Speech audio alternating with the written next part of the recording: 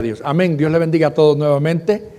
Saludamos a los locales y a los que a la distancia estarán viéndonos a través de las redes sociales. Es una bendición estar en la casa del Señor y nuevamente vamos a predicar la palabra. Los invito a abrir sus Biblias en esta mañana en el libro de Apocalipsis.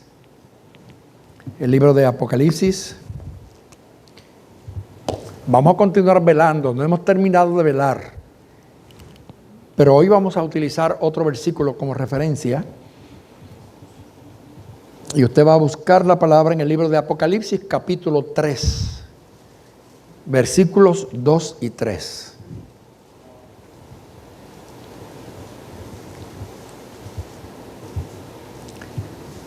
Amén. El último libro de la Biblia, Apocalipsis, capítulo 3. Versículos 2 y 3. Y leo a la gloria del Padre, del Hijo y del Espíritu Santo. Sé vigilante y afirma las otras cosas que están para morir, porque no he hallado tus obras perfectas delante de Dios. Acuérdate pues de lo que has recibido y oído y guardado, y arrepiéntete, pues si no velas, vendré sobre ti como ladrón y no sabrás a qué hora vendré sobre ti. Dios añada bendición a nuestras vidas por su palabra. Señor, te bendigo y glorifico tu nombre porque es un privilegio poder predicar una vez más tu palabra. Te pido que me utilices como canal de bendición para que tanto mi alma sea edificada como el alma de los que están aquí presentes y de todos aquellos que en algunos lugares del mundo estarán escuchándolos hoy. Gracias, en el nombre de Jesús. Amén. Puede sentarse y seguimos glorificando al Señor. Si no me equivoco, esta es la quinta parte bajo el tema velad. Me ha gustado muchísimo poder disertar sobre este tema porque en realidad creo que es muy necesario en el tiempo en que nos ha tocado vivir hablar de esto que el Señor quiere que hablemos. Sabe que en el libro de Apocalipsis el Señor le habla a Juan para darle mensajes a 7 iglesias que existían en el Asia Menor. Todas fueron iglesias literales, o sea, fueron iglesias que existieron, no son simbólicas.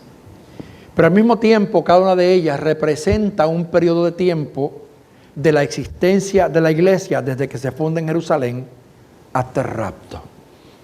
Hoy quiero tocar referente al tema velar a la iglesia de Sardis, porque nosotros tendríamos que conocer qué es Sardis.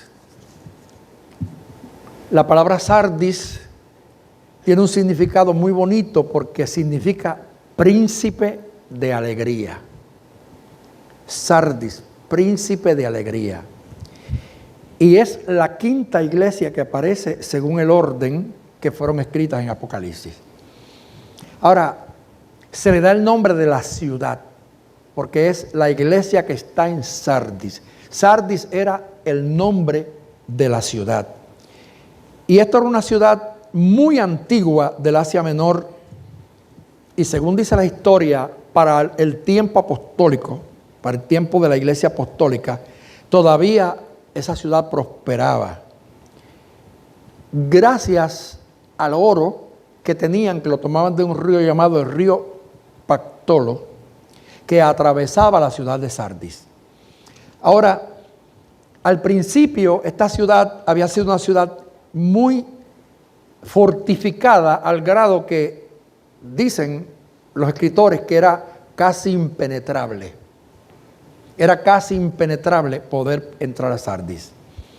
Pero mientras yo leía la historia de esa iglesia, hubo un punto que me llamó mucho la atención y que tiene que ver con el mensaje, porque dice que para el año 549 a.C., el rey Ciro de Persia la asedió. El rey Ciro de Persia la asedió.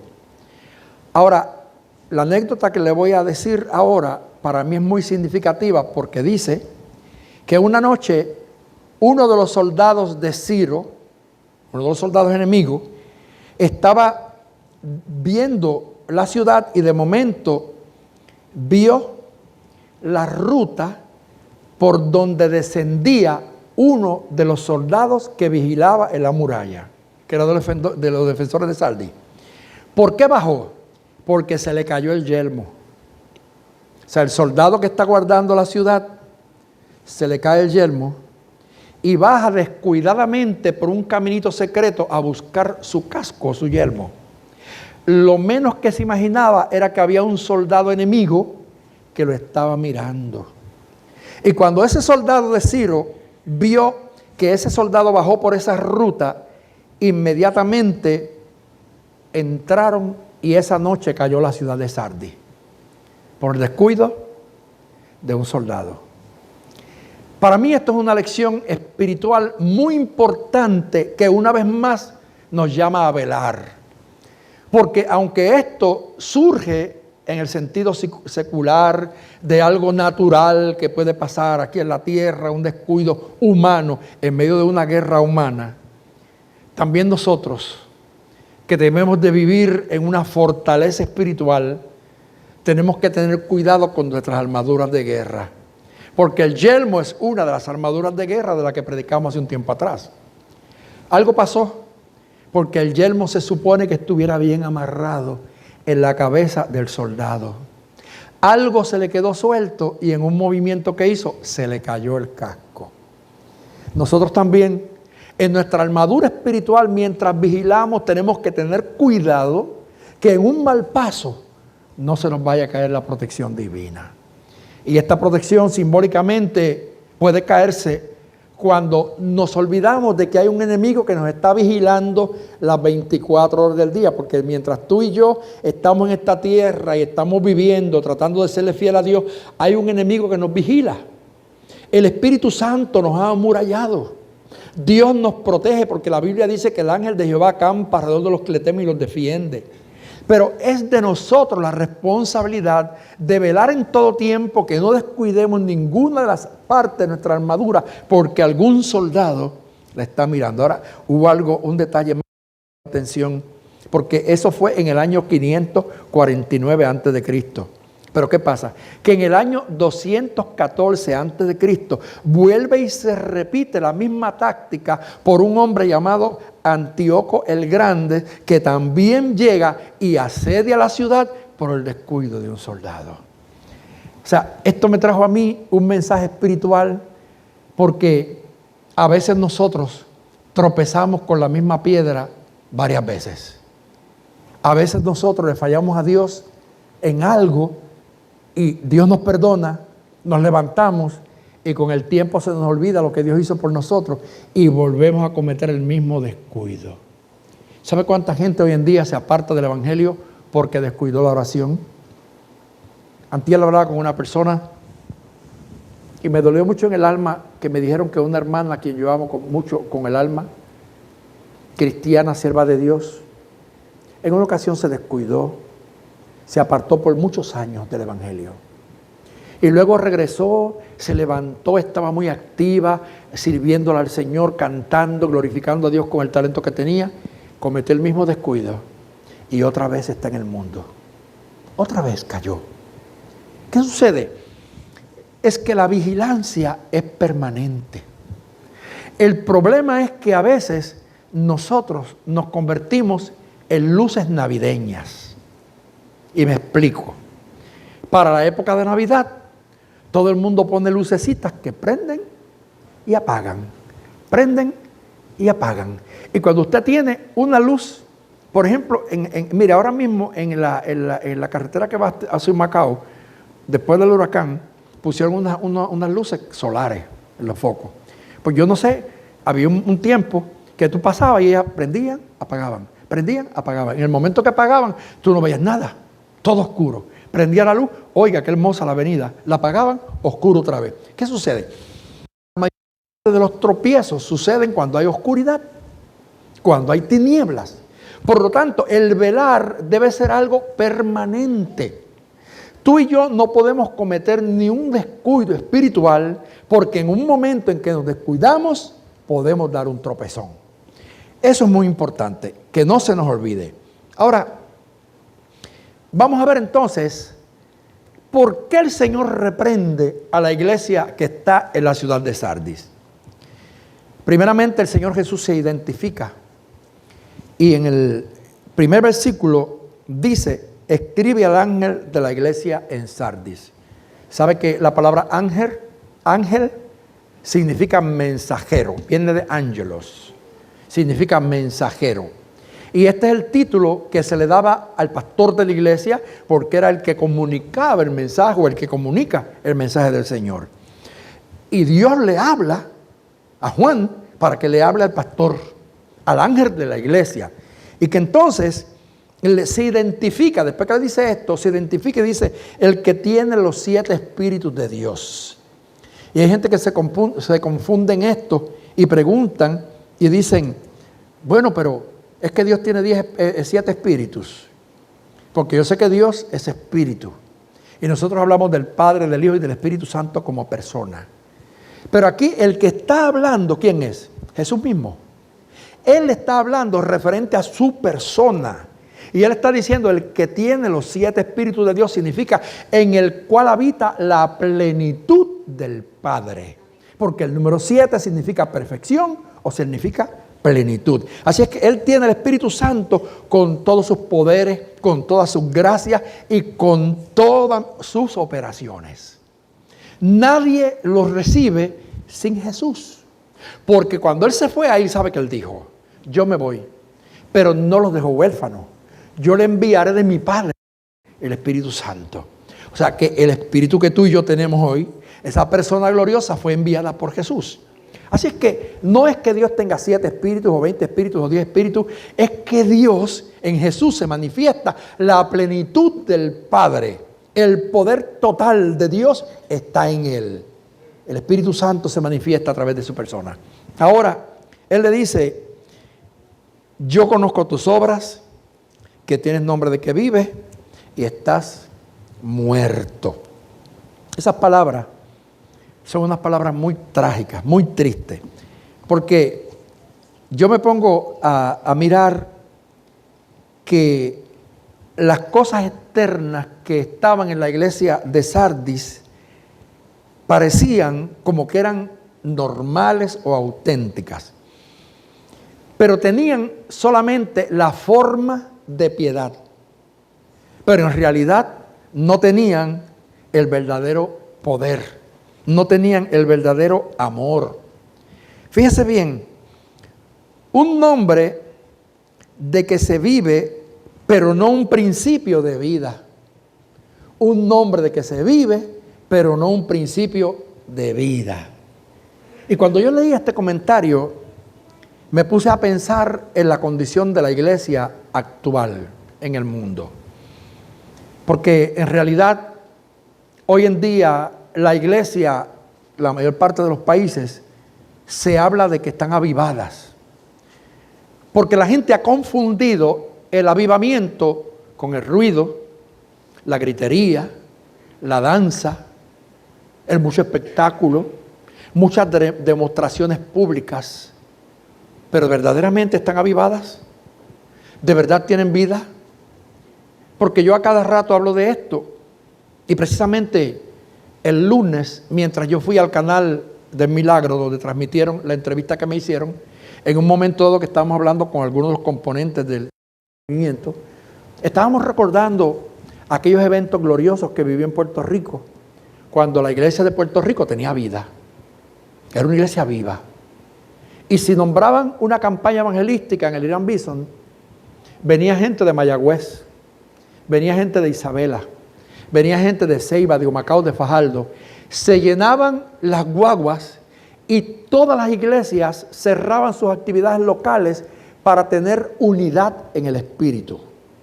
Se abarrotaba el Irán Bison con miles y miles de personas para juntos proclamar el nombre del Señor. Había lo que se llamaba la coinonía o la comunión espiritual. Recuerdo que cuando llegué a pastorear en este barrio, para allá para los años 77, existía una confraternidad de iglesias que llamábamos la Confraternidad de Iglesia Cristiana de Caguas a Río Piedra.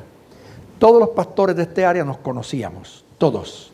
Y nos reuníamos una vez al mes para las iglesias del área, todas encontrarnos en uno de los templos o en una cancha y todos respaldarnos los unos a los otros. ¿Cuántos de los que estaban aquí se acuerdan? ¿Se acuerdan? Recuerdo que el hermano Daniel Betancourt, que ya no está aquí con nosotros, se fue hace años, era el secretario, o sea, el tesorero, y yo era el secretario de aquella confraternidad. Y recuerdo que una vez al mes, todos los pastores nos reuníamos para orar. En un templo diferente, orábamos, ayunábamos por la actividad que se iba a hacer. Y ahí conocimos grandes hombres de Dios. Con el tiempo, esto se fue acabando, se fue rompiendo. Los concilios empezaron a prohibir que las iglesias independientes entraran en los grupos de confraternidades. Y el diablo comenzó a separar al pueblo de Dios. Entonces, ¿qué sucede? Que hoy en día más que nunca yo entiendo que el mensaje de Sardis es necesario que lo volvamos a predicar. Porque la gente confunde la vida con el movimiento. No es el movernos y el gritar mucho. En estos días hay conciertos hasta en el Coliseo, vienen cantantes de todos lados. Pero cuando yo me pongo a mirar esos espectáculos, lo que hay un montón de gente brinca y brinca y brinca y brinca y brinca y brinca y salta y nada más. Yo no veo nada más. No sé cuántos se han dado cuenta, pero ¿dónde está la conversión? Cuando en otro tiempo, cuando la iglesia tenía vida, se hacía un llamado y eran cientos los que pasaban corriendo al altar, llorando, buscando la presencia del Señor y los milagros de sanidad divina que habían. Y no eran chistes, no eran cuentos, eran milagros auténticos. Porque yo fui parte de ese movimiento cuando había una vida genuina en la iglesia, porque la iglesia velaba. O sea, ninguna actividad se hacía sin antes llegar al altar de Dios, empezando por los líderes, a orar, a ayunar, a consagrarnos, a buscar esa unión espiritual para que cuando fuéramos al pueblo, oiga, todo el pueblo sintiera una misma cosa. Y el Señor reprende a la iglesia de Sardis y le dice claramente en ese versículo: yo conozco tus obras. O sea, porque no hay nada oculto ante los ojos del Señor. El Señor conoce todas nuestras acciones. Yo conozco tus obras. Tienes nombre de que vives y estás muerto. En realidad hablamos de la vida, pero ¿dónde está la verdadera vida? Y no hablo de la vida física, estoy hablando de la vida espiritual. Porque una iglesia que está viva espiritualmente echa fuera demonios. ¿Se acuerdan que había un corito que se cantaba mucho antes, que casi no se canta hoy, que decía: la iglesia del Señor, ¿cuál será? ¿Se acuerdan? La iglesia del Señor, ¿cuál será? Es aquella que en el nombre del Señor, escuche bien, en el nombre del Señor sana enfermos, echa fuera demonios. Es aquella que rescata al pecador. Esa es la iglesia del Señor. Simplemente se mencionan tres cosas importantes de lo que es la acción de la iglesia que está viva. Porque la iglesia que está viva produce vida. Produce vida. ¿Sabe qué? Yo prediqué un mensaje por allá por los 80, bajo el tema el calor que da vida. No sé cuántos de los que están aquí se acordarán que fue cuando murió el hijo de la tsunamita, ¿se acuerda? Que la Biblia dice que el profeta Eliseo fue y se acostó sobre el muerto. Sus manos sobre sus manos, su boca sobre sus bocas, sus ojos sobre sus ojos. Y yo recuerdo que yo le puse un tema, el calor que da vida. ¿Por qué? Porque Eliseo lo hizo 3 veces. En la primera vez no pasó nada. Las manos sobre las manos, que son la acción. La boca sobre la boca, que es la palabra, la transmisión. Los ojos sobre los ojos, que es la visión espiritual. Cuando una iglesia tiene visión, cuando una iglesia tiene palabra y cuando una iglesia tiene obra, es una iglesia que transmite vida. Por lo tanto, en ese caso simbólico, porque lo usé como un símbolo, cuando Eliseo persistió y lo hizo la tercera vez, escuchen lo que dice la Biblia, cuando lo hizo la tercera vez, el cuerpo del niño entró en calor. Y luego, ¿sabe qué hizo? Destornudó 7 veces. Y Eliseo lo levantó y se lo entregó a la madre. La iglesia que vive es una iglesia que su visión es el cielo. Es una iglesia que no tiene la vista puesta en las cosas terrenales. Porque la Biblia dice que pongamos la mira en las cosas de arriba, no en las de la tierra. Pero una iglesia que dice que está viva y solamente piensa en el dinero, en los templos suntuosos, en los carros lujosos, en tener prosperidad, es una iglesia que tiene nombre, que está viva, pero está muerta. Porque la iglesia que tiene vida tiene una visión espiritual. Sus ojos no están fijos en lo material, porque todo esto se acaba. Todo esto termina. Mire, la situación es tan ridícula. No sé cuántos han visto una supuesta pastora que supuestamente que se muere en el altar de la iglesia. Y la atienden ahí, la costa. Yo no sé cuántos han visto esa aberración. Ponen a la pastora muerta, pero hay una condición. Y es que la profeta dice que la pastora va a resucitar, pero solamente va a resucitar cuando esté cubierta de dólares. Entonces todos los babiecas, los tontos, los incautos de la iglesia, se levantan a traer billetes y a forrar a la supuesta pastora, que no es otra cosa que una ladrona, y lo digo claramente, una ladrona, usando la ignorancia de la gente, y la forran de dinero, y cuando la forran de dinero entonces se sienta. Qué charlería, ¿verdad? Qué poca vergüenza, qué falta de respeto al pueblo de Dios. Ahora, a veces es bueno que eso pase. ¿Sabe por qué es bueno que pase? Porque hoy en día a la gente no le gusta ir a las escuelas bíblicas. La mayor parte de las iglesias ya no pueden dar escuela bíblica porque a los miembros no les gusta el estudio bíblico. La mayor parte de la gente, las iglesias, ya no van a los cultos de oración porque tampoco les gusta la oración. La mayor parte de la gente tienen alergia a los ayunos, menos a las vigilias. Pues ¿qué pasa? Como todo esto sucede y se descuida lo que produce la vida en la iglesia, la muerte está rondando. Y se han bajado de los altares a pastores, hombres y mujeres de Dios que predicaban el evangelio completo y le han subido al altar a un montón de charlatanes, a un montón de ladrones, a un montón de gente que no tiene respeto a la divinidad, que no respetan a Dios ni se respetan a ellos mismos, porque para mí esto es una falta de respeto. Para mí esto es una aberración. Para mí esto es una blasfemia. Usar el altar de Dios para decir, cuando la cubren a la pastora de billetes, entonces va a resucitar. Por mí se queda muerta porque ni un chavo prieto le doy. Y los que no saben lo que es chavo prieto, porque yo sé que muchos países me ven, es el centavo americano que vale un solo centavo, que es de cobre, que es el más feo de todo y el más que huele feo. Ese no vale mucho, pero el que tiene conocimiento de Dios no deja que nadie lo compre ni por un chavo o ni por un chele, como dicen en República Dominicana, ni por un bolívar, ni por un franco, ni por un euro. No, no, no.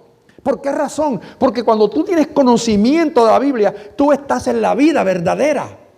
Pero por eso es que Jesús reprende a la iglesia de Sardis y le dice, tienes nombre de que vive, pero estás muerto.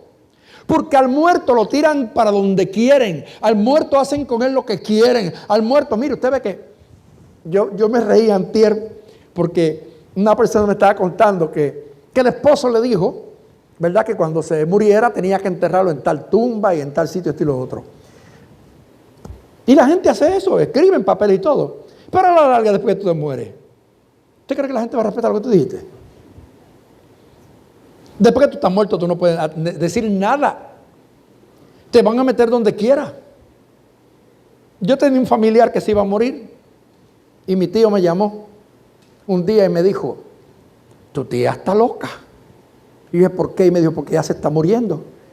Pero el panteón que yo tengo de la familia queda en la última esquina del cementerio, al lado de unos bambús. ¿Y sabe qué le dijo ella? Dios te libre, que me entierren en ese panteón que está al lado de bambú, porque esos bambús están llenos de culebras, y yo le tengo mucho miedo a las culebras. O sea, ¿pero qué iba a sentir ella después que se muriera? Nada. Pero a veces los seres humanos, ¿verdad? Somos un poco ignorantes. Después que tú te mueres, nadie va a hacer nada, nadie va a hacer lo que tú digas. Porque un muerto lo mueven donde quiera, lo ponen donde quiera, lo visten como lo quieran. Usted no ha visto gente que cuando están vivos, te ves, son gente recatada, bien bonito, y el día que se mueren, mira, allá en la funeraria o la familia, le ponen cuanto guindalejo, le ponen cuanta cosa, y lo ponen ridículo. Y te dicen, pero esa no es la que yo conocía, o ese no es el que yo conocía, porque los transforman. Qué feo ponen a muchos muertos, en vez de dejar a uno natural. Bueno, Candy no está aquí para decir que me es natural a mí el día que me muera. Que ustedes no vayan a la caja y vean otro allí. Gloria a Dios. Lo que quiero decir es que después que tú te mueres, tú no puedes hacer nada. La gente va a hacer lo que quiere contigo. Así, hoy en día, gran parte del pueblo de Dios está con el problema de Sardis. Porque estaba muerta la iglesia, aunque decía que tenía vida, no era real. Y una iglesia que está muerta, Satanás se le mete al altar. ¿Usted no sabe que en Puerto Rico hay una iglesia satánica? Varias. Satánicas. Hay una ahí que la van a inaugurar pronto.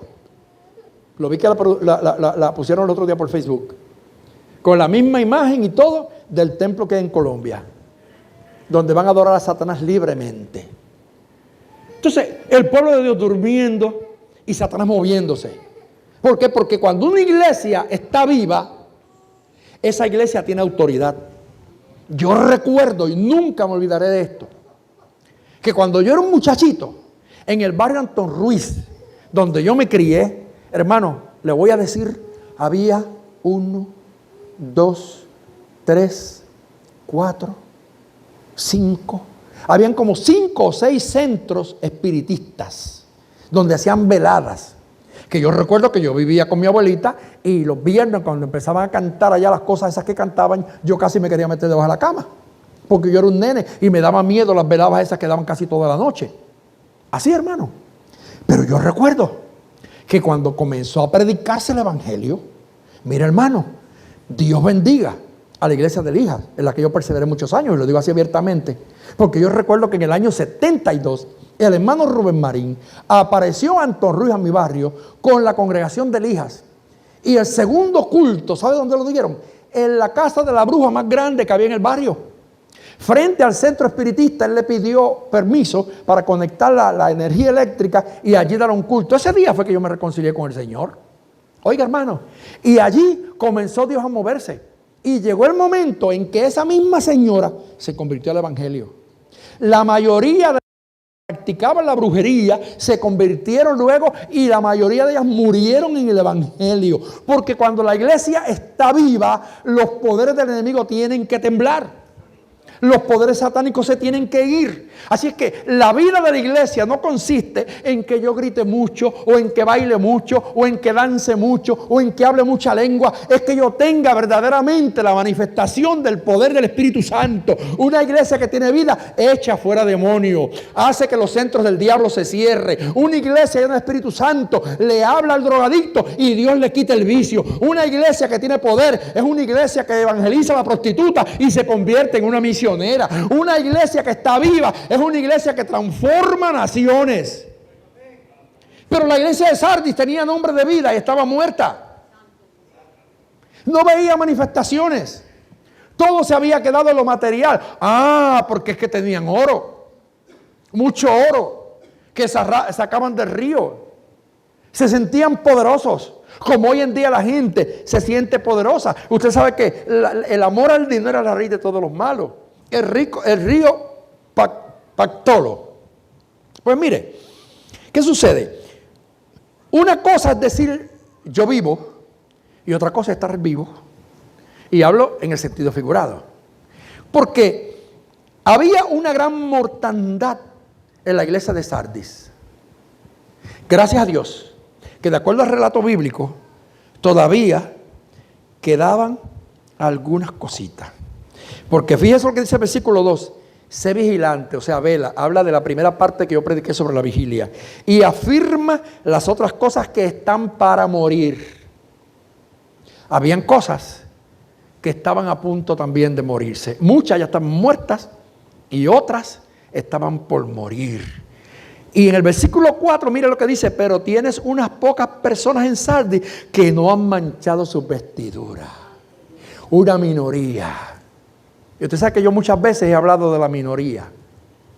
He hablado de la minoría. Porque la gente cree que todo el mundo va para el cielo. La multitud que hay aquí hoy, yo en realidad no sé cuántos se van para el cielo, ni cuántos se quedan aquí. Eso lo sabes tú. Porque cada cual conoce su relación y su condición con Dios. Por eso se predica la palabra, para que nuestra alma reviva en Dios, para que tengamos cuidado y velemos para que esas cositas que usted ve que se están muriendo no terminen de morirse. Si antes tú orabas 2 horas diarias y ya lo que estás orando son 3 minutos o 5 minutos, empieza a orar otra vez. Todavía que te está quedando un poquito de vida, todavía te queda un poquito, pero está a punto de morirse porque va a llegar el momento que te vas a cansar y ni esos 5 minutos los vas a orar. Si antes leía la Biblia todos los días y ahora la lees una vez a la semana, una vez al mes, vuelve a leerla. El Señor le dice a la iglesia de Sardis, afirme esas cosas, esas poquitas cosas que te quedan, que están a punto también de morir. Mire, el Evangelio es poderoso. El Evangelio cambia y transforma las vidas. El Evangelio hace que el malo se convierta en bueno. Que el ladrón se convierta en un hombre dadivoso. Mire, el Evangelio hace que todo a tu alrededor cambie. Pero eso surge cuando hay una iglesia que tiene vida.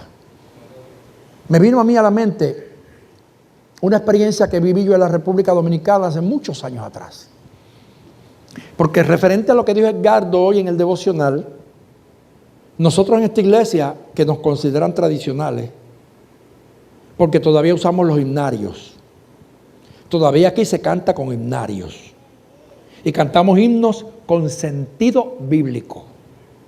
No estamos hablando disparate, ni cantando coros que son unas barrabasadas, que muchas veces no dicen nada, y que usted los ve como los rabacucus, que le dije los otros días, que agarran una frase, porque Dios está aquí, porque Dios está aquí, porque Dios está aquí, porque Dios está aquí. Están media hora con lo mismo y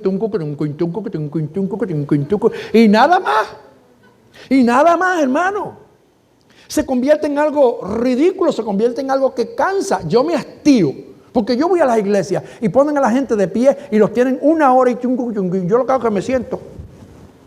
Yo me siento, y no es que soy irreverente, pero es que a mí me gusta cantar con sentido, porque la Biblia me dice a mí que yo alabe al Señor con cánticos espirituales.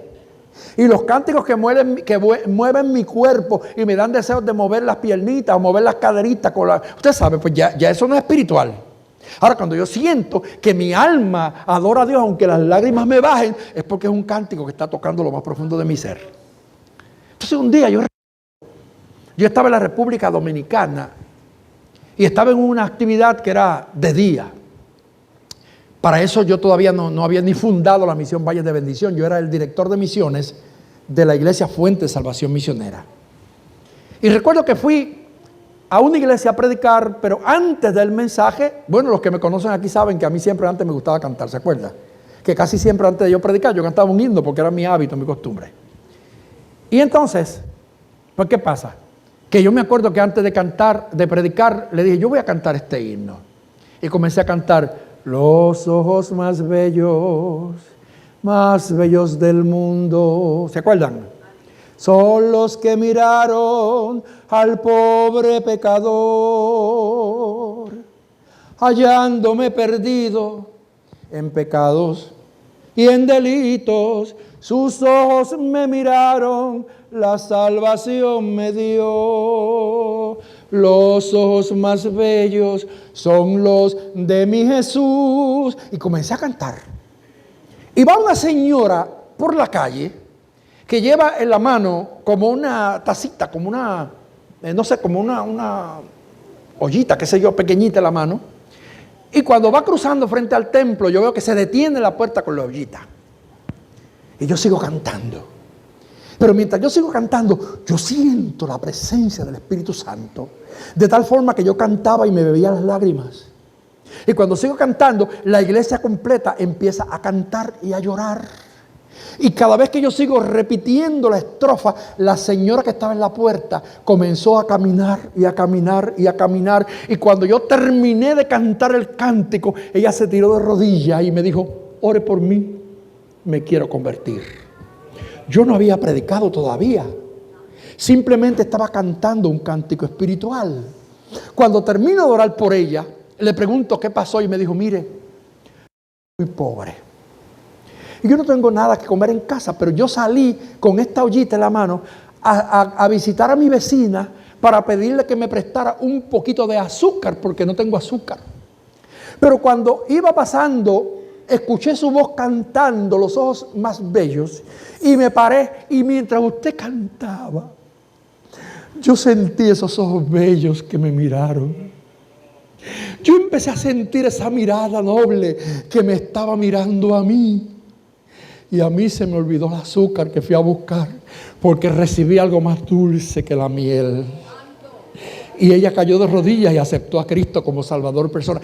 Ese es el efecto de una iglesia que tiene vida.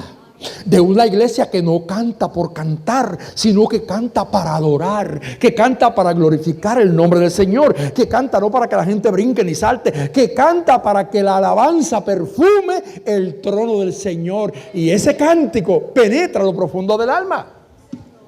¿Qué falta tenemos, hermanos, de retratarnos en Génesis, o sea, en Apocalipsis capítulo 3?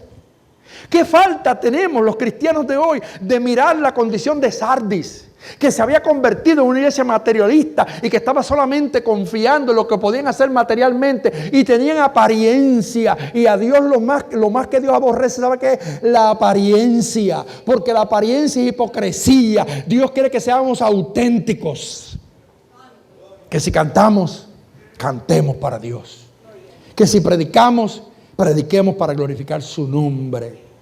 Sí, es tremendo. Bueno, usted sabe que hoy en día hay hasta competencia de profetas. Competencia de profetas.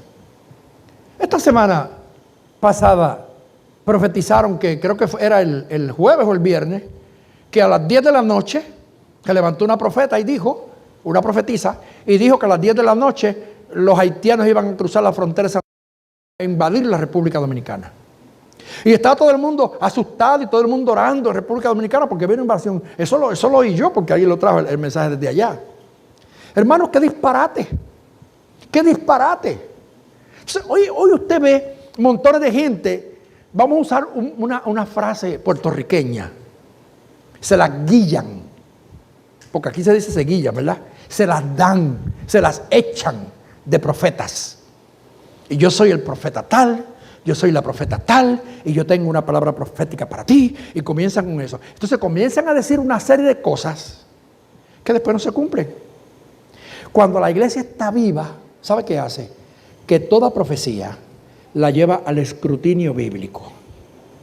Cuando cualquiera le profetiza a usted, precisamente porque decía que estaba viva, y no era verdad, estaba muerta. Hay que volver otra vez al altar de Dios. Hay que volver a buscar la presencia del Señor. Y hay que volver a tener y a experimentar la verdadera vida. Yo lo voy a dejar hasta aquí. Que Dios le bendiga. Dios le guarde. Continuamos la próxima semana, porque estamos teniendo un problemita.